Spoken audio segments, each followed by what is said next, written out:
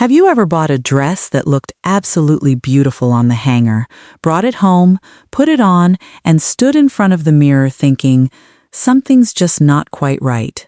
Not ugly, not unflattering exactly, just not what you pictured when you saw it in the store, under those flattering store lights, on a hanger that does none of the work an actual body has to do. Here's the truth. It's almost never the dress itself, and it's almost never your body. It's that nobody ever taught most of us how a handful of very specific silhouettes interact with the way our shape naturally shifts over the decades. And once you know what to look for, you'll never stand in front of that mirror confused again. By the end of this video, you'll know exactly which dresses to reach for, by name, and exactly why each one does what it does. This matters more than it might seem, because a dress is one piece of fabric making every single decision for your whole silhouette at once. There's no separate top and bottom working together, or against each other. There's just one shape, and it's either working with you, or it isn't. Get it right, and you stop thinking about your clothes the second you walk out the door. Get it wrong, and you spend the whole day quietly adjusting, tugging, and second-guessing something you should have been able to forget about entirely. And there's one on this list. Number 5. That stylists keep naming as the single most underused dress for women over 60, the one almost nobody thinks to ask for by its actual name. We'll get there. Welcome back to Style After 60, where looking current isn't about chasing youth, it's about wearing the silhouette that actually flatters the body you have right now. If dressing for your real shape, not someone else's, is your thing, the subscribe button is right there. Let's get into it. Dress 1 is the A-line. I understand why some women pass right over this one without a second look. A-line can sound a little plain in your head, like the safe, boring choice you settle for when nothing else fits right. Here's the mechanism, and it's really just geometry. An A-line dress is fitted through the bodice and shoulders, and then releases into a gradual flare starting at the waist or just below it. That flare does 3 things simultaneously. It defines the narrowest point of your torso, it skims past the hips and thighs without ever touching them tightly, and it creates a long diagonal line that pulls the eye downward and outward in one smooth motion, rather than letting it catch on any single wide point. The real value of the A-line isn't what it does, it's what it refuses to do. It doesn't cling at the stomach, it doesn't pull tight across the thighs when you sit down, and it doesn't require a sharply defined waist to look intentional, which matters because waist definition is one of the things that naturally softens with time, and an A-line doesn't need you to have kept that definition to still look completely put together. This shape works especially well if you carry any softness through the middle, or if your proportions have shifted toward your midsection over the years, which happens to nearly every woman eventually, and has nothing to do with how well you've taken care of yourself. It's also genuinely versatile across height. On a shorter frame, a knee-length A-line in a single solid color keeps the line clean and uninterrupted, while on a taller frame, a slightly longer hem can carry the same flare without overwhelming the proportions. Fabric matters more here than most women expect. A structured cotton or a mid-weight crepe holds the flare's shape cleanly, while anything too thin or clingy will collapse the diagonal line you're actually going for, and start hugging in ways the silhouette isn't designed to do. As for color, a single solid tone keeps the eye reading the A-line shape as one continuous sweep, while a busy print can sometimes break that line into smaller visual segments. Not wrong, just a different effect, worth choosing on purpose rather than by accident. The fix. Look specifically for A-line on the tag or description, fitted through the bodice, flaring gradually from waist or just below, in a fabric with enough body to hold its shape. Do it today. Take any straight or boxy dress you already own and try cinching it with a slim belt right at your natural waist. Then let the fabric below fall loose. That's a rough preview of the same diagonal line an A-line creates on purpose. But the A-line isn't even the most requested dress on this list. The next one is something stylists mention almost every time this topic comes up, and there's a real reason why. Dress 2 is the wrap dress. I get why this one can feel intimidating at first. The idea of a dress that ties rather than zips sounds like it might come undone, or like it requires a body type you're not sure you have. Here's why it earns its reputation. A wrap dress crosses at the front and ties at the waist, which means the waistline isn't fixed in one place. It's adjustable to exactly where your body actually narrows on that particular day in that particular outfit. That adjustability is the entire mechanism. Most dresses are cut for an assumed waist position and just hope it lines up with yours. A wrap dress lets you place that line yourself, which means it defines your waist accurately instead of guessing at it. On top of that, the V-neck line created by the crossing fabric draws a vertical line up toward your face and elongates the neck, which works against the natural tendency of the eye to travel horizontally across the body. This style genuinely flattens out differences between body types in a way few other dresses manage. Fuller through the middle, fuller through the hips, narrower through the shoulders, broader through the shoulders. The tie simply moves to wherever your actual waist sits, so the dress is doing the adjusting rather than asking you to find the one body type it was designed for. Fabric is where this can go right or wrong, though. A jersey or soft crepe with real drape will move and skim the way the silhouette intends. A stiffer cotton or anything with too much structure will hold its shape stiffly at the wrap point and can pull oddly when you sit or reach. The fix. Look for a true wrap style. Fabric that crosses and ties, not a faux wrap with a fixed seam pretending to be one. In a fabric with some drape, like jersey or a soft crepe, rather than anything stiff. Do it today. If you own a robe or a wrap cardigan, try crossing it the way a wrap dress would sit and tying it at your natural waist over an outfit, just to see how differently the V-neck and the cinched waist read compared to whatever you're currently wearing buttoned straight up. I worked with a client a few years ago who avoided wrap dresses entirely, convinced they were for younger women or for a body type she didn't have. The first time she actually tried one on, properly tied at her own waist, she said the thing I hear in that fitting room more than almost anything else. "Oh, it's adjusting to me, not the other way around. That's the whole point. And it's why this style has lasted decades without ever really going out of style." That's dress 2. Dress 3 is the quick one, so stay with me. Dress 3. Fast.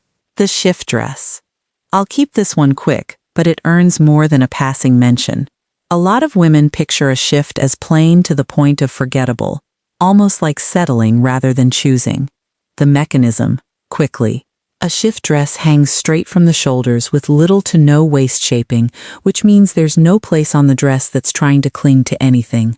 It skims the body in one continuous line rather than gripping at the waist or hips, which makes it one of the most forgiving silhouettes that exists for body shapes that change from week to week, let alone year to year. Because there's no waist seam fighting against your actual proportions, a shift simply doesn't care whether your waist sits exactly where the designer assumed it would. This is also one of the easiest silhouettes to dress up or down purely through what you put around it, since the dress itself stays neutral and lets accessories do the talking.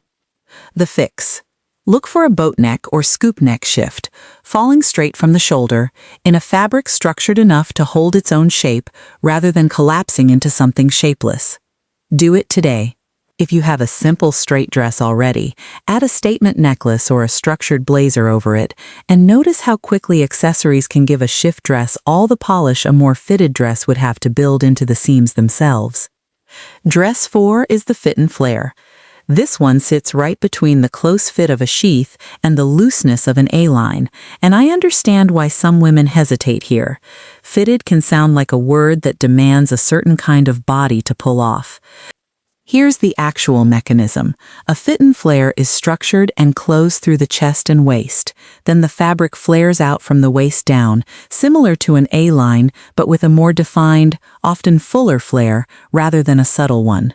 The structured top half does real work establishing your shape clearly and confidently, while the flare below gives you complete freedom of movement and skims rather than clings past the hip and thigh. The combination reads as deliberately feminine rather than fussy, because the eye registers both halves as intentional. a defined top, a soft, moving bottom, rather than one shapeless piece of fabric trying to do everything at once. This style tends to photograph particularly well in motion, walking, turning, sitting down, and standing back up, because the flare moves with you instead of staying static, which is part of why it remains a go-to for special occasions specifically. It tends to suit a wider range of body types than people expect, because the structured bodice can be built with more or less definition depending on what you need, and the flare below is genuinely one of the more forgiving shapes for fuller hips or thighs, since it's designed to move away from the body rather than trace it. Fabric choice changes the formality here more than almost any other style on this list. A cotton or linen fit and flare reads casual and daytime appropriate. The same silhouette in satin or a structured taffeta becomes evening ready without changing the cut at all. The fix. Look for genuine structure through the bodice. Boning, lining, or a built-in waist seam, paired with a flare that starts right at the natural waist, not below it. Do it today. If you own a fitted top and a flared skirt separately, try them together and watch how the combination reads compared to either piece worn alone with straight-leg trousers or a pencil skirt. And here it is, the one I promised you back at the start. This is the silhouette stylists keep naming as the most underused, flattering option for women over 60, and most women have simply never asked for it by its actual name. Dress 5 is the draped or cowl dress. Here's why almost nobody requests this one specifically. Most of us think in terms of fitted or loose, as if those are the only two categories that exist. Draping is a third category entirely. It's neither tight nor baggy. It's fabric that's deliberately gathered and allowed to fall in soft folds, usually at the neckline, waist, or hip. Here's the mechanism, and this is what makes it so effective specifically for this age group. Draped fabric creates its own shadow and movement, which means the eye reads texture and dimension in the gathered area instead of scanning flat across the body looking for a defined edge. On areas where you might prefer the eye not linger too precisely, a softened waistline, a midsection that's changed shape over the years, strategic draping doesn't hide the area so much as it gives the eye somewhere more interesting to look first. It's working with light and fabric movement rather than trying to disguise anything, which is why draped dresses tend to read as elegant rather than concealing. The fabric choice matters enormously here. Silk, satin, and soft jersey drape and fall the way this silhouette needs. Anything stiff or heavily structured will fight the gather instead of cooperating with it.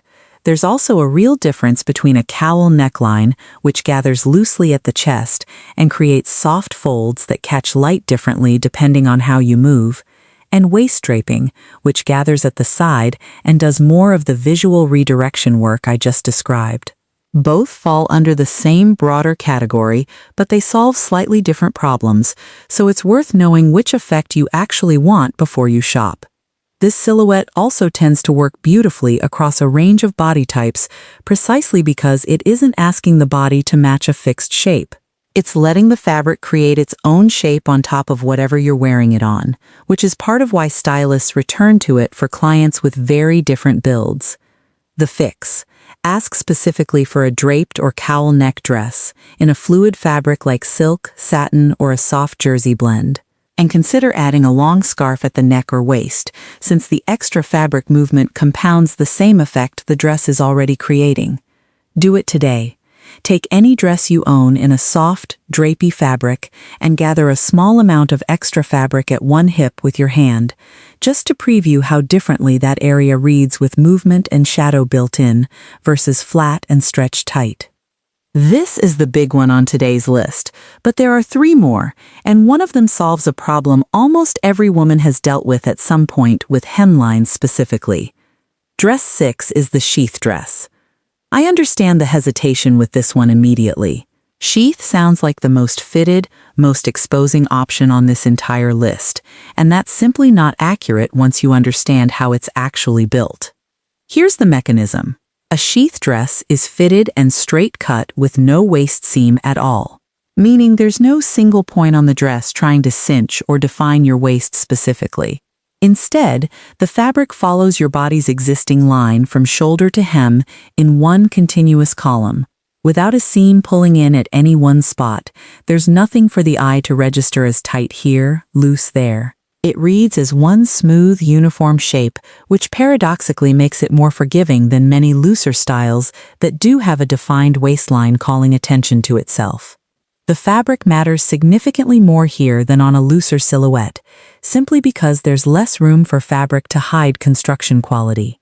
A sheath in a fabric with a small amount of stretch, a ponte knit or a stretch crepe follows your shape comfortably through a full day of sitting and standing, while a completely rigid fabric in this cut can feel restrictive and look stiffer than intended. This is also one of the most layering-friendly silhouettes on this list, since the clean column shape underneath gives a blazer, cardigan, or long necklace something simple to build on top of, without competing with a busy print or an already flared skirt.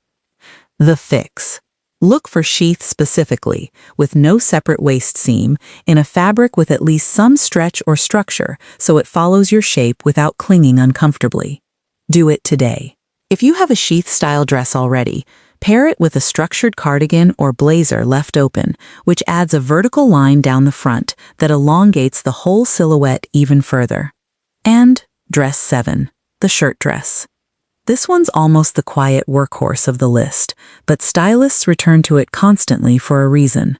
I get why it's overlooked. It sounds like it's just a long version of a blouse, so it doesn't feel like a deliberate style decision in its own right. Here's why it earns its own place here. A shirt dress is built on the same structure as a tailored button-up shirt. Collar, defined shoulder, often a yoke at the back. Extended into dress length, sometimes belted at the waist.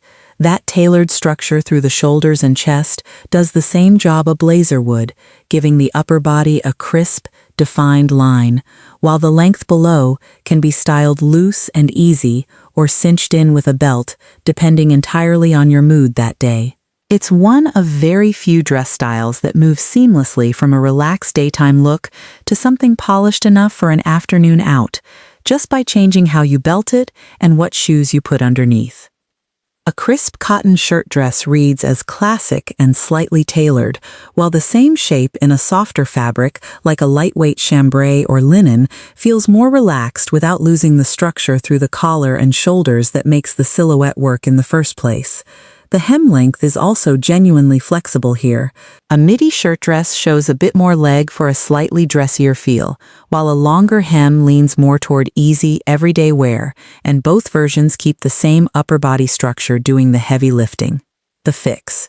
Look for genuine shirt details, a real collar, button placket, structured shoulder, rather than a dress that's merely shirt-inspired without the actual tailoring. Do it today. If you own a button-up shirt long enough to wear as a tunic, try belting it at the waist over leggings as a quick preview of the same silhouette before committing to a true shirt dress. And one more, a true bonus item I couldn't leave off this list, even though I told you 7 at the start. Dress 8 is the maxi, specifically the properly proportioned maxi, because this is the one style on this entire list where getting the proportions wrong actually works against you. And getting them right makes an enormous difference. I understand the hesitation here better than almost any other dress on this list, especially if you're on the shorter side. The common belief is that a floor-length dress will shorten you visually, swallowing your frame and fabric. That belief isn't entirely wrong. It's just incomplete. Here's the actual mechanism. A maxi dress creates one long, uninterrupted vertical line from shoulder to floor, and vertical lines lengthen the silhouette. That part of the reputation is accurate. Where it goes wrong is hem placement. A hem that drags on the floor or pools at your feet cuts off that vertical line visually right at the ankle, which is exactly the opposite of the lengthening effect you're after. A hem that sits right above the ankle bone, by contrast, lets that long vertical line complete itself all the way down and shows just enough of your foot and ankle to keep the proportions reading tall rather than swallowed. Waist placement matters here almost as much as hem length. An empire waist, which sits just under the bust rather than at the natural waistline, shortens the distance the eye travels before it hits a horizontal break, which can actually work against the lengthening effect on a shorter frame. A maxi with a defined natural waistline, by contrast, keeps that long vertical line intact for longer before introducing any horizontal interruption at all. Print also plays a role worth knowing about. A small, subtle, or vertically oriented print tends to support the lengthening line, while a large horizontal print or pattern can visually cut the silhouette into shorter segments without you realizing why the same dress looks different on the rack than it does in the mirror. The fix. Choose a maxi with a hem that hits right above the ankle bone. Have it altered if needed. This is worth the cost of a tailor. And look for some waist definition built in at the natural waist, even subtle, so the long vertical line isn't entirely uninterrupted from shoulder to hem. Do it today.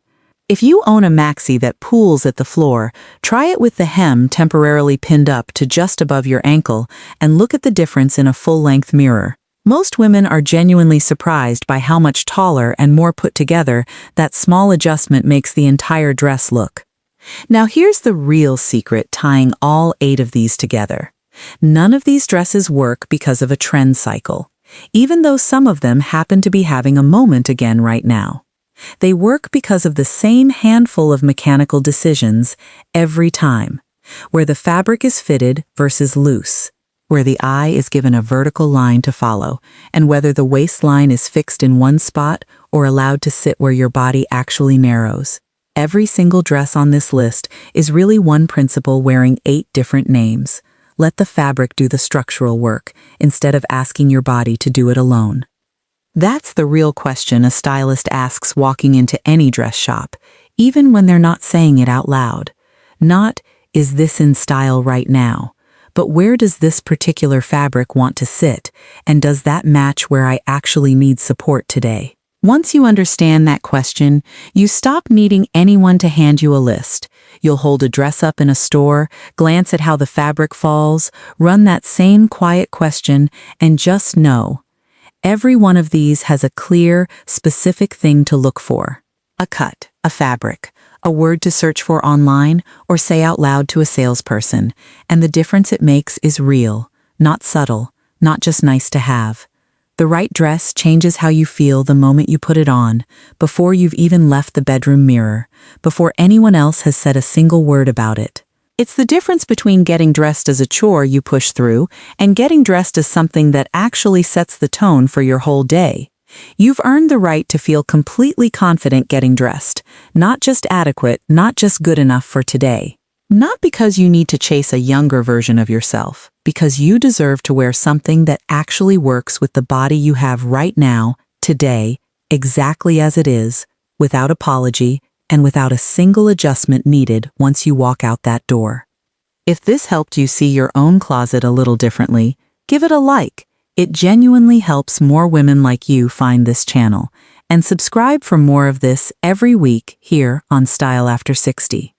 And tell me in the comments, which of these 8 dresses are you adding to your closet first?